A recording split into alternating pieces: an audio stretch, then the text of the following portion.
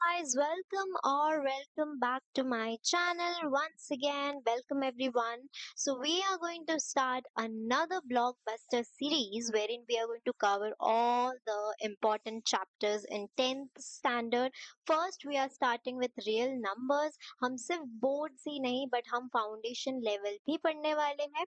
All the important chapters and all the basics that are required for JEE we are going to cover everything today. After that last के कुछ topics है जो सिर्फ foundational level के लिए specified है and olympiad में भी इससे सवाल आता है. So we are going to cover that as well. I have already listed which particular topics are important and necessary for board examination. So the students that are looking forward to attempt the basic mathematics exam, then for those people you can refer the first 6 topics. Otherwise दो students standard mathematics opt कर रहे हैं and जो students आगे mathematics में examinations देना चाहते हैं like JEE for engineering. So for those students foundational topics I have already mention कि फाउंडेशन के लिए क्या क्या नेसेसरी है. These chapters these topics are going to haunt you if you don't strengthen them right away, because while studying JEE, you'll have to revisit these topics again and again. जब आप sets पढ़ोगे, functions पढ़ोगे, complex number, calculus and JEE के कुछ aptitude questions पढ़ोगे तो आपको revisit करना पड़ेगा ये सारे topics जो जो मैंने यहाँ list किए. That is why हम एक बार पढ़ेंगे और बहुत अच्छे से हमारा base strong कर देंगे so that 11th and 12th standard में हमें problem ना face करना पड़े. So, let's get started with our very first topic, which is number system. So, number system means what? It is an arrangement, a setting of numbers. Numbers कैसे behave करते हैं, कितने numbers होते हैं, कितने types के numbers होते हैं, किस तरीके से उनको categorize किया जाता है, that is all about number system. So, सबसे पहले है natural numbers. So natural numbers simply means counting numbers. जो numbers आपने बचपन से use किए हैं to count.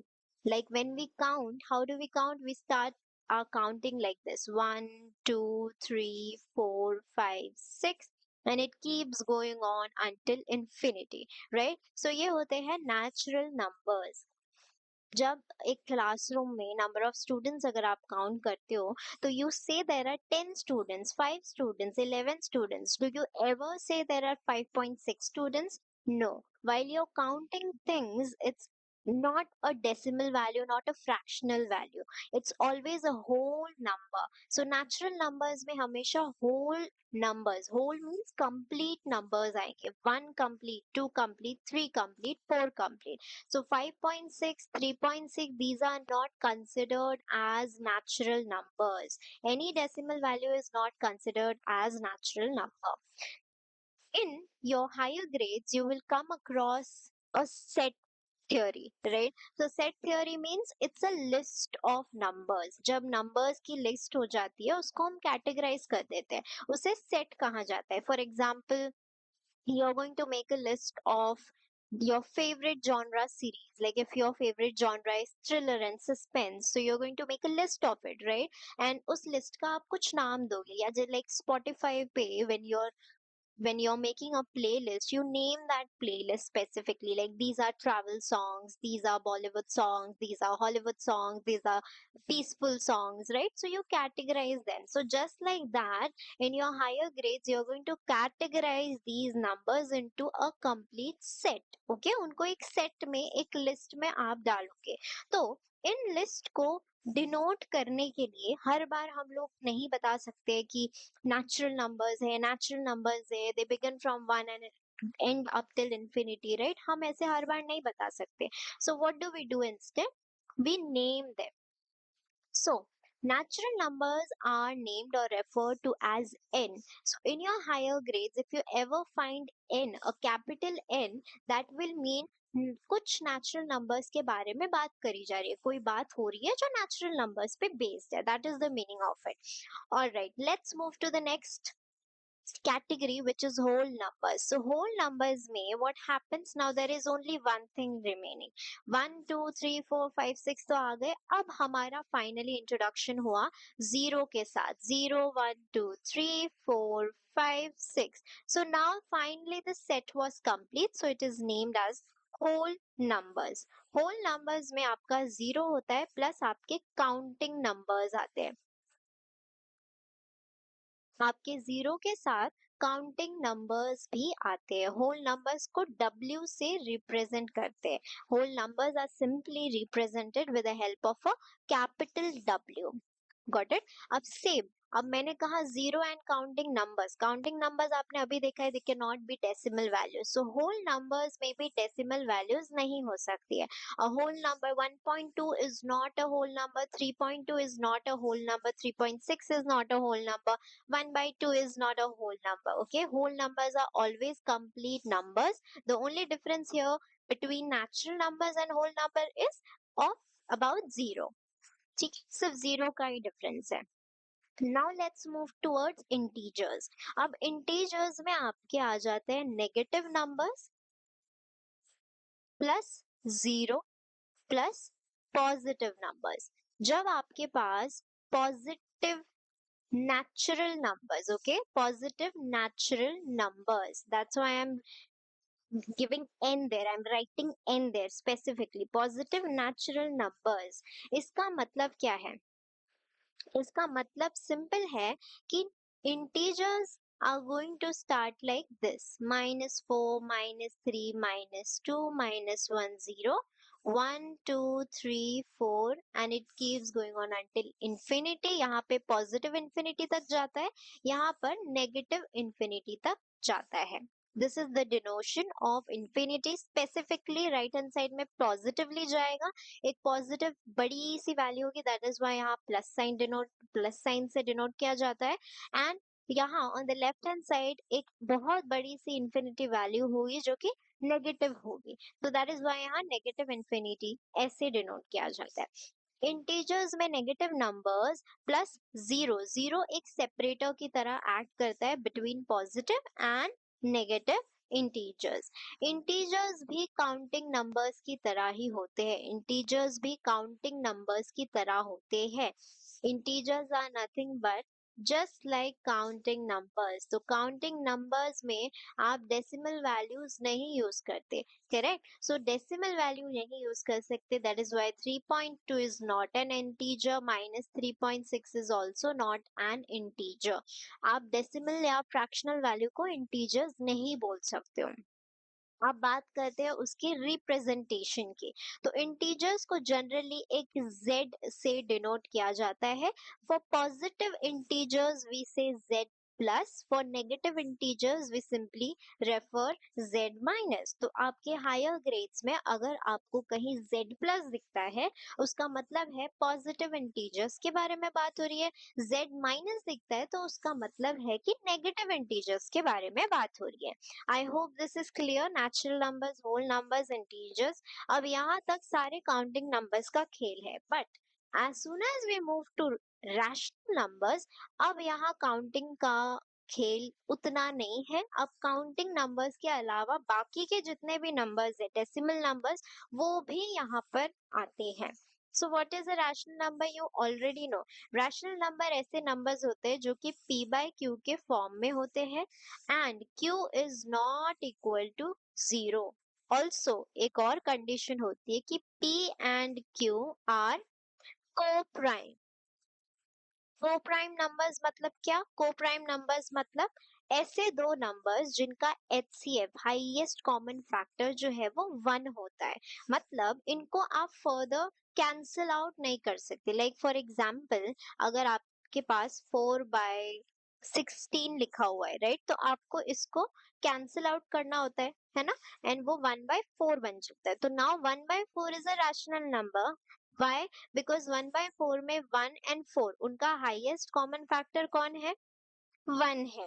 तो को प्राइम नंबर्स मतलब ऐसे दो नंबर्स जिनका हाईएस्ट कॉमन फैक्टर 1 है, उनको फर्दर कैंसिल आउट नहीं किया जा सकता. So that is the meaning of को प्राइम नंबर्स. सो ये चीज आपको पता होनी चाहिए, बिकॉज आगे हम जब सॉल्व करेंगे इरेशनैलिटी के क्वेश्चंस या रैशनैलिटी के क्वेश्चंस, तो ये चीज काफी कंफ्यूजिंग होती है। ये बहुत लोग लर्न नहीं करते या ये बहुत लोग इग्नोर कर देते हैं। P and Q R being को प्राइम नंबर्स एंड देन उनको डेफिनेशन ही नहीं पता होती है रैशनल एंड इरेशनल नंबर की। सो वो प्रूव नहीं कर पाते किसी दूसरे नंबर का रैशनैलिटी या फिर irrationality.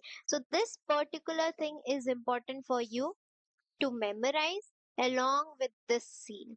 P by Q, Q not equal to 0 तो सबको याद हो जाता है, but P and Q are co-prime numbers, ये काफी लोग नेग्लेक्ट कर देते हैं, भूल जाते हैं।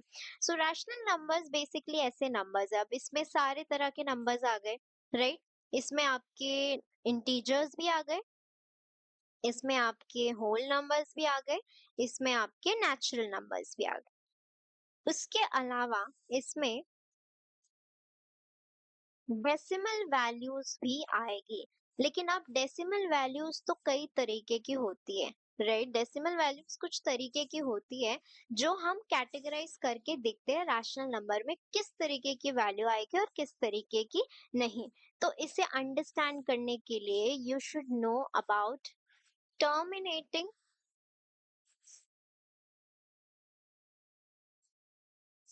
Decimal number. Terminating decimal number मतलब ऐसे डेसिमल नंबर्स जो खत्म हो जाते हैं, लाइक 0.5। 0.5 डेसिमल के बाद खत्म हो गया, it does not keep going on, right? तो अगर 0.5 डेसिमल के बाद खत्म हो जा रहा है, मैं यहाँ से ये डेसिमल पॉइंट अगर उड़ा दूं, तो आई विल हैव 5/10, जिसको कैंसिल आउट करके I can write 1/2। So you can सी कि 0.5 को भी मैं p बाय q के फॉर्म में लिख पा रही हूँ, राइट? p बाय q के फॉर्म में लिख पा रही हूँ। सिमिलरली 1.5 को 1.5 को मैं लिख सकती हूँ 3/2। अगेन इसे भी मैं p बाय q के फॉर्म में लिख पा रही हूँ। तो ये होते हैं terminating decimal numbers. Now here you can see, यहाँ से आपको पता चल जाएगा कि आप टर्मिनेटिंग डेसिमल नंबर्स, ऐसे नंबर्स जो टर्मिनेट हो जाते हैं, आप उनको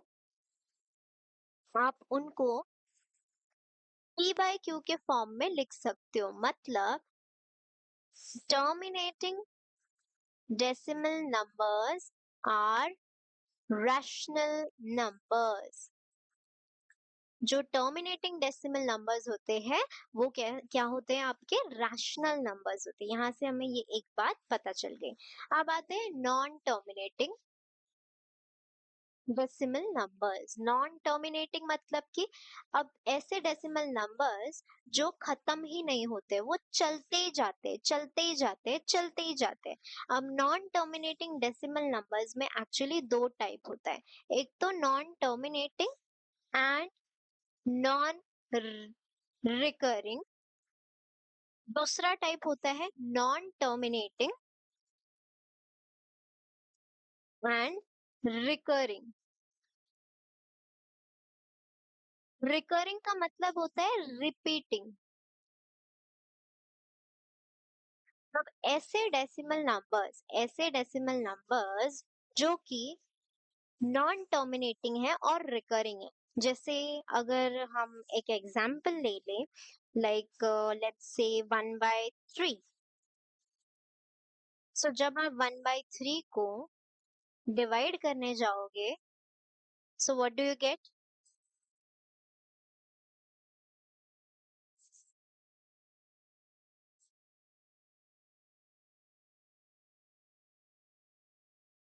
Like that, it just keeps going on. So 1/3 0.333333 करते चलता ही जाता है। तो ये होता है non terminating and recurring, repeating number. तो ऐसे नंबर्स को भी आप रैशनल फॉर्म में लिख सकते हो। क्यों, कैसे, क्या, ये हम जब रैशनल नंबर्स पढ़ेंगे तब हम देखेंगे। तो नॉन टर्मिनेटिंग एंड रिकरिंग को आप रैशनल फॉर्म में लिख सकते हो, इसको रैशनल में लिखा जा सकता है। तो सेकेंड चीज यहाँ पर आ गई, नॉन टर्मिनेटिंग एंड रिकरिंग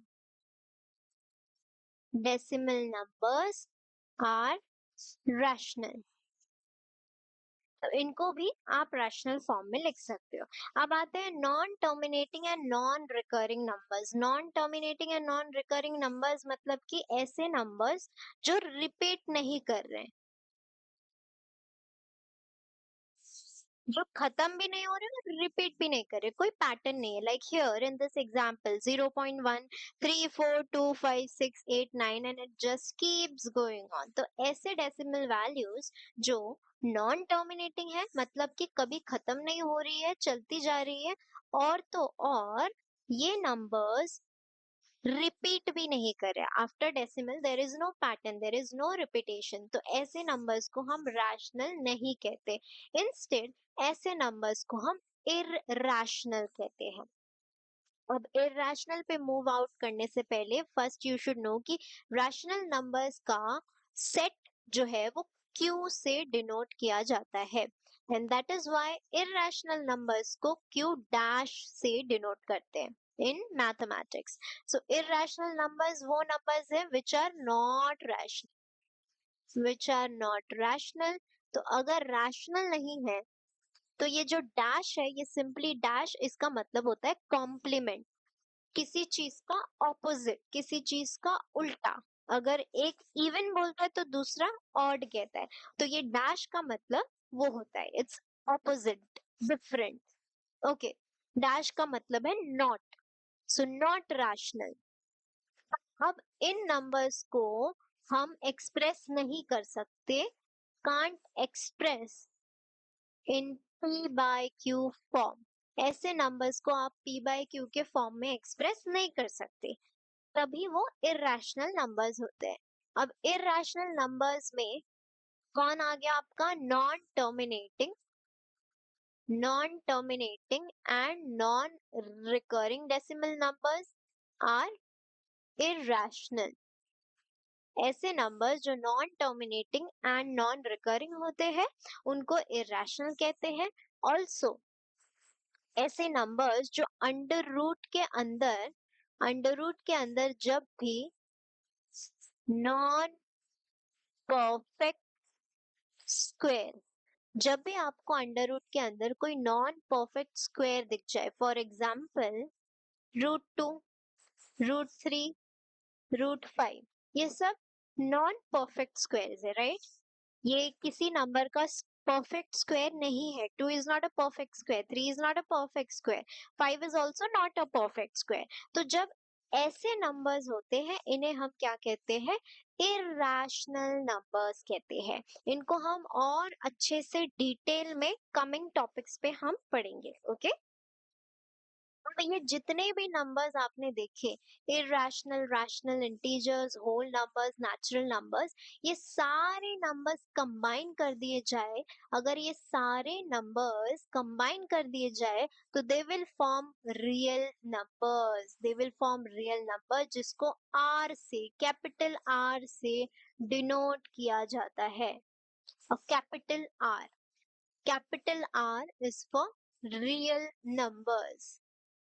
तो रियल नंबर्स का जो सेट होता है उसको कैपिटल आर से डिनोट करते हैं।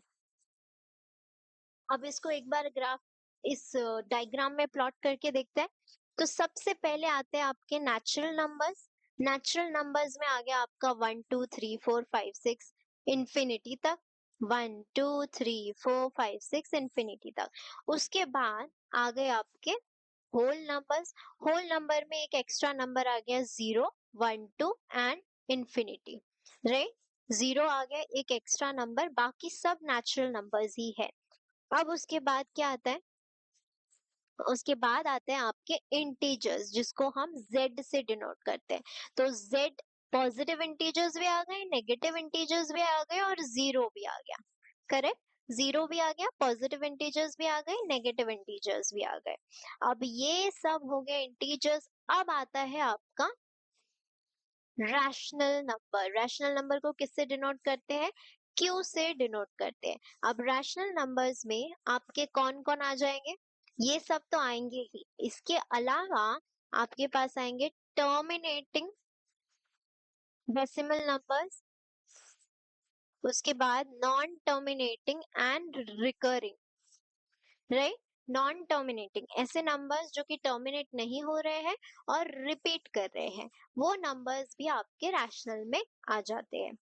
अब इसके बाहर एक अलग सा सेट होता है, उसमें कौन आते हैं? आपके इररेशनल नंबर्स आते हैं। ऐसे नंबर्स जो इररेशनल होते हैं, पी बाय क्यू के फॉर्म में आप इसको नहीं डिनोट कर सकते।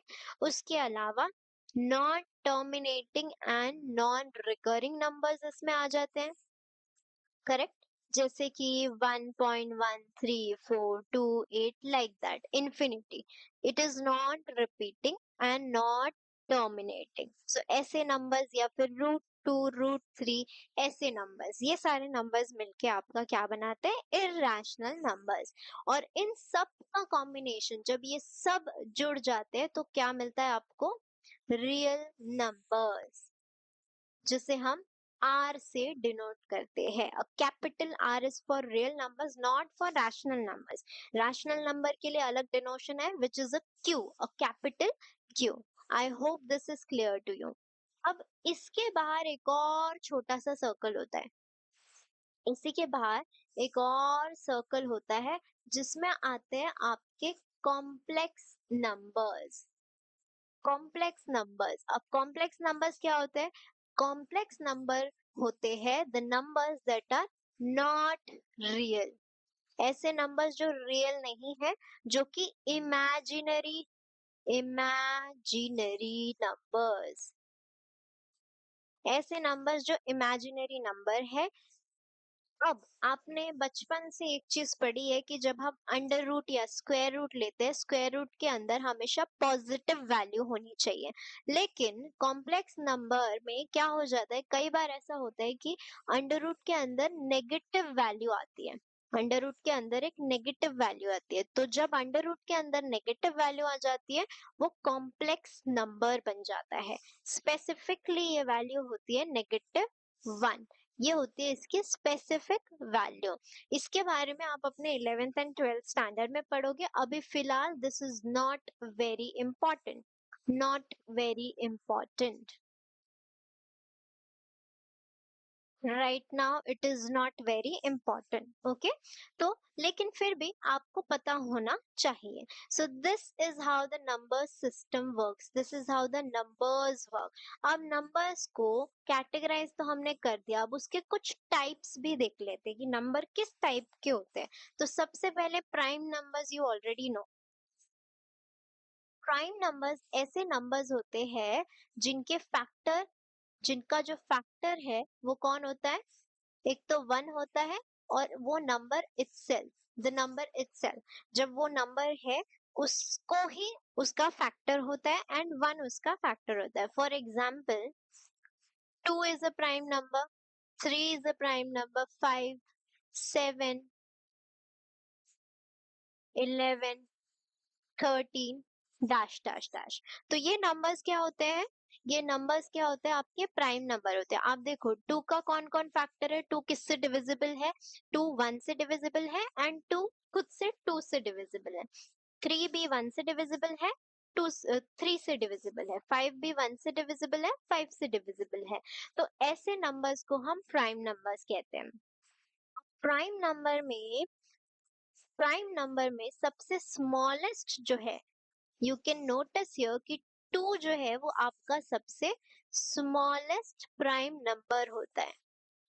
2 is your smallest prime number, सबसे छोटा प्राइम नंबर। ओलंपियाड में स्मॉलेस्ट प्राइम नंबर्स पे काफी क्वेश्चंस आते हैं, तो मेक श्योर कि आप इस बात को ध्यान रखो कि 2 is your smallest prime number.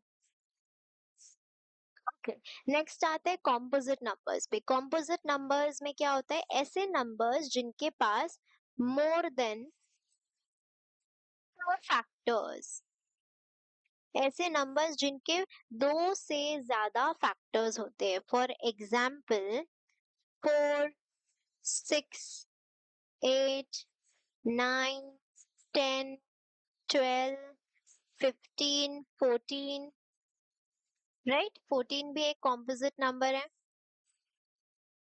Like that. तो ऐसे नंबर्स जिनके मोर देन 2 फैक्टर्स हो। अभी 4 के कितने फैक्टर्स है? एक तो 1 है, 4 का एक फैक्टर हो गया 1। 1 सबका फैक्टर होता है, 1 हर किसी नंबर को डिवाइड करता है। 1 का फैक्टर 1 हो गया, 2 भी इसका फैक्टर है, फिर 4 खुद इसका फैक्टर है। अब 6 1 का फैक्टर, 2 का फैक्टर, 3 का फैक्टर और खुद का factor. Like that you can सी कि यहाँ जितने भी नंबर्स हैं उनके 2 से ज्यादा फैक्टर्स है।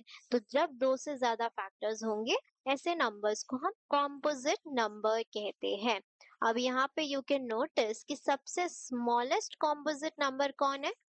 4। स्मॉलेस्ट कॉम्पोजिट नंबर, सबसे छोटा कॉम्पोजिट नंबर आपका 4 होता है। इस पे बहुत सारे ओलंपियाड लेवल के क्वेश्चंस आते हैं, so make sure you note it down correctly.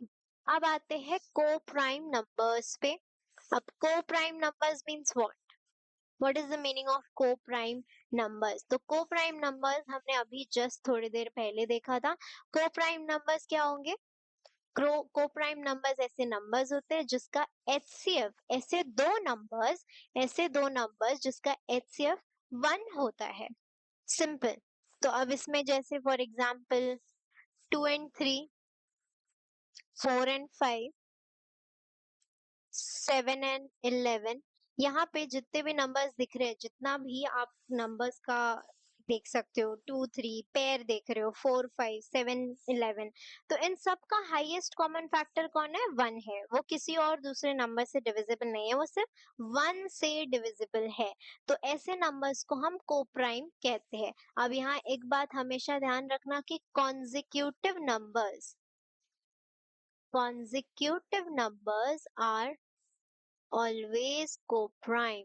मतलब जो नंबर्स कॉन्जिक्यूटिव होते हैं, एक के बाद एक होते हैं, for example 1 and 2, 2 and 3, 3 and 4, 4 and 5, like that. तो जो नंबर्स एक के बाद एक चलते हैं वो हमेशा को प्राइम होंगे।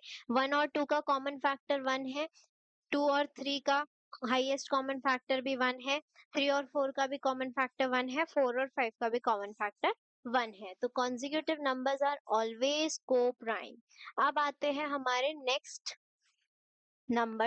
Type of number which is twin prime number.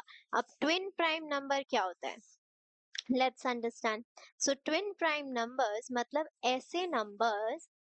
Twin prime numbers ऐसे नंबर्स होते हैं जिनका एचसीएफ तो 1 होता है एंड डिफरेंस 2 होता है, जिनके बीच का डिफरेंस 2 होता है। एचसीएफ 1 एंड बीच का difference 2। For example 3 and 5, 5 and 7, 7 and 9। अब इनमें यू कैन सी कि 9 और 7 का डिफरेंस इज 2, 5 और 7 का डिफरेंस इज 2, 5 एंड 3 का डिफरेंस इज 2। ऑल्सो इनके एचसीएफ क्या है? 1 है। तो जब ऐसे नंबर्स आपको दिखते हैं वो ट्विन प्राइम होते हैं। अब twin prime number is not very very very important, it is not that important, but आपको पता होना चाहिए। अब आते हैं इवन नंबर्स पे। इवन नंबर्स ऐसे नंबर होते हैं जो डिविजिबल होते हैं बाय 2। ऐसे नंबर्स जो कि 2 से डिविजिबल होंगे, 2 से डिवाइड हो जाएंगे, इजीली रिमाइंडर 0 आ जाएगा, ऐसे नंबर्स को हम इवन नंबर कहते हैं। एंड कई बार आपको इसे 2n ऐसे देखने को मिलेगा। Why 2 times n? अब 2 टाइम्स n मतलब क्या होता है? 2 टाइम्स n जहाँ पे n जो है वो आपका स्टार्ट होता है from 1 2 3 4 like that until infinity.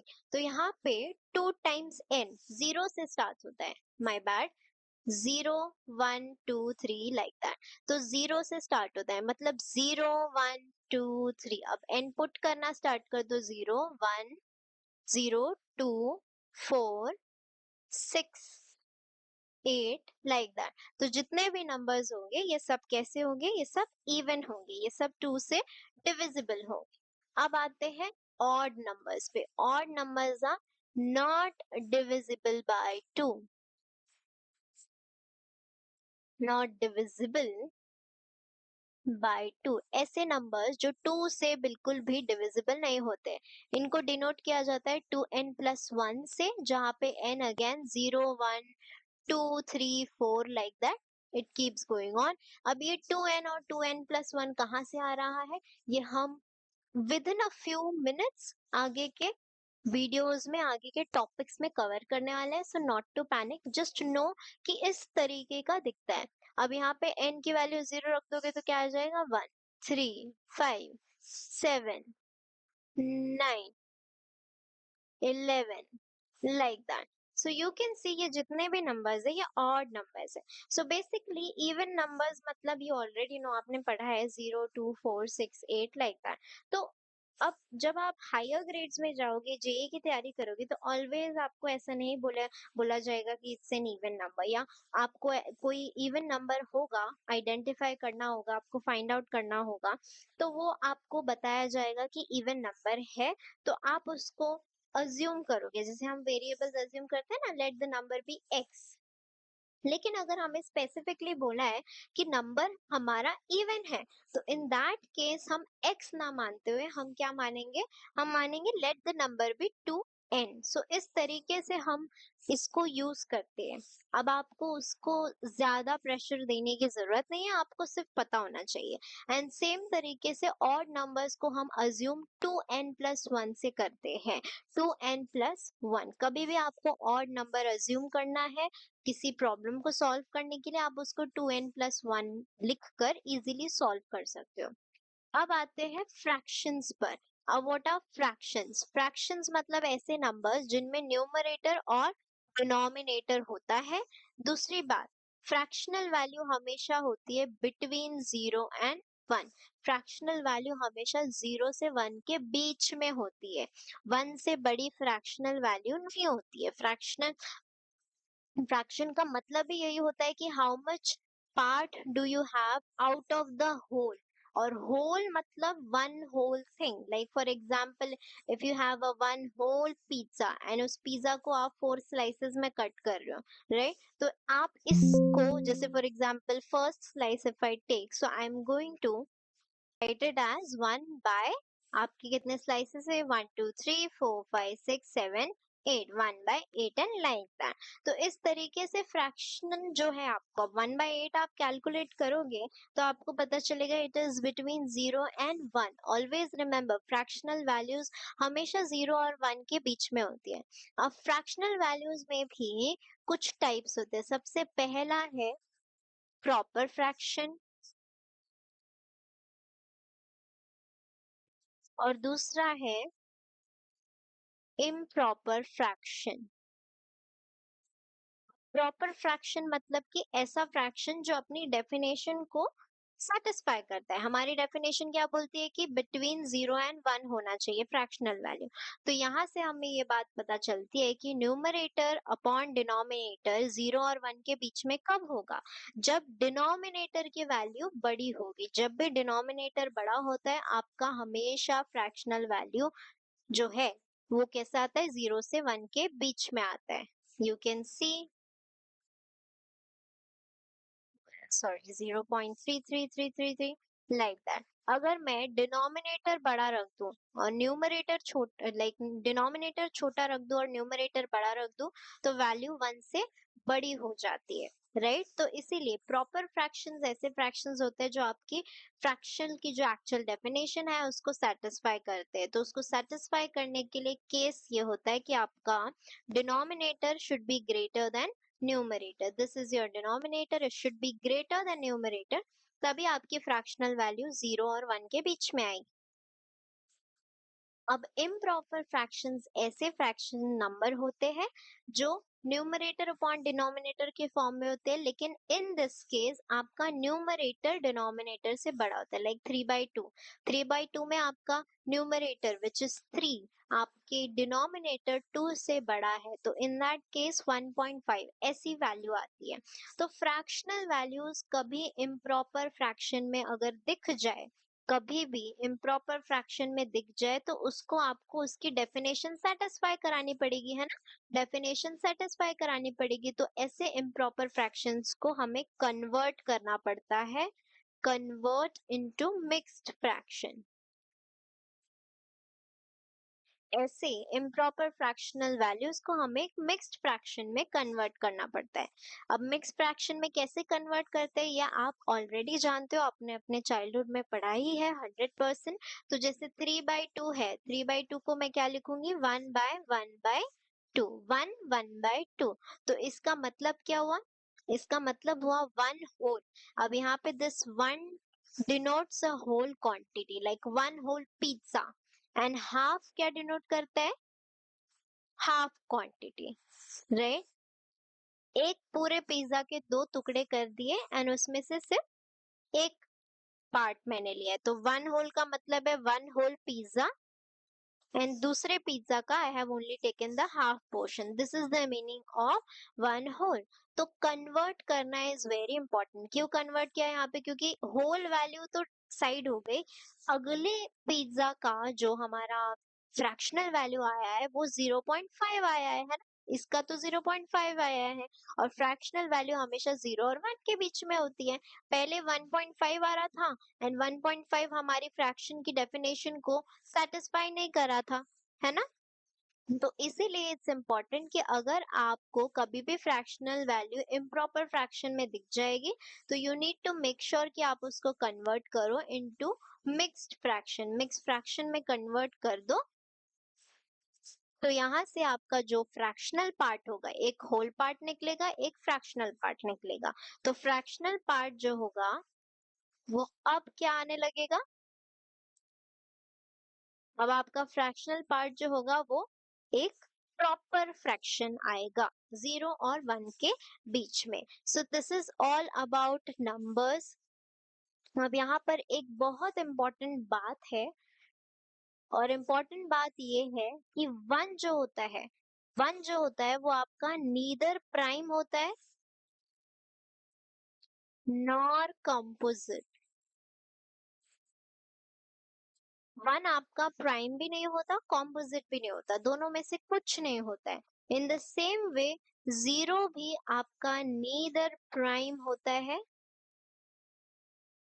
Nor composite. 0 भी प्राइम भी नहीं है, 0 को प्राइम भी नहीं कह सकते एंड कॉम्पोजिट भी नहीं कह सकते, बिकॉज वो प्राइम की भी डेफिनेशन सेटिस्फाई नहीं कर रहा है। प्राइम कहता है कि फैक्टर्स एक तो 1 होना चाहिए और वो खुद होना चाहिए। अब यहाँ पर एग्जैक्टली 2 फैक्टर्स की बात हो रही है, फैक्टर्स 1 एंड इटसेल्फ का मतलब है एग्जैक्टली 2 फैक्टर्स, मतलब एग्जैक्ट 2 फैक्टर्स आने चाहिए। पहला तो 1 आना चाहिए, दूसरा खुद नंबर, वो जो नंबर है वो खुद ही आना चाहिए। तो एग्जैक्ट 2 फैक्टर्स जब निकलते हैं, जैसे 2 के एग्जैक्ट 2 फैक्टर्स है, राइट, एक 1 है एक 2 है, 3 के 1 है 3 है, 5 के 1 5, 7 1 5, 11 का 1 and 11, right. So like that you can सी के प्राइम नंबर्स के एग्जैक्टली 2 फैक्टर्स होते हैं, लेकिन 1 के सिर्फ एक ही फैक्टर है, कौन, 1 इटसेल्फ। तो जब एक ही फैक्टर है तो वो प्राइम नंबर्स की डेफिनेशन सेटिस्फाई नहीं कर रहा है। अब कॉम्पोजिट नंबर के लिए तो 2 से ज्यादा फैक्टर्स चाहिए, अब इसका तो एक ही फैक्टर है ना, 1 का एक ही फैक्टर है, only 1 factor which is 1 itself. तो अब एक ही फैक्टर होने की वजह से ना वो प्राइम नंबर्स की डेफिनेशन में फिट हो रहा है, ना वो कॉम्पोजिट नंबर की डेफिनेशन में फिट हो रहा है। सिमिलरली 0 जो है वो भी ना प्राइम नंबर्स के जैसे बिहेव कर रहा है, क्योंकि उसका 1 तो उसका फैक्टर है ही नहीं, और अगर होगा भी तो दूसरा फैक्टर तो है नहीं 0 के पास, right. Other than that more than 2 factors भी उसके पास नहीं है। तो जब 0 के फैक्टर्स मोर देन 2 भी नहीं है और एग्जैक्टली 2 भी नहीं है, तो हम 0 को भी प्राइम या कॉम्पोजिट नहीं कह सकते, 0 को भी हम प्राइम नहीं बोल सकते एंड कॉम्पोजिट भी नहीं बोल सकते। So this is how number system works, this is the very basic about number system and real numbers. So now you can happily move ahead to the next video.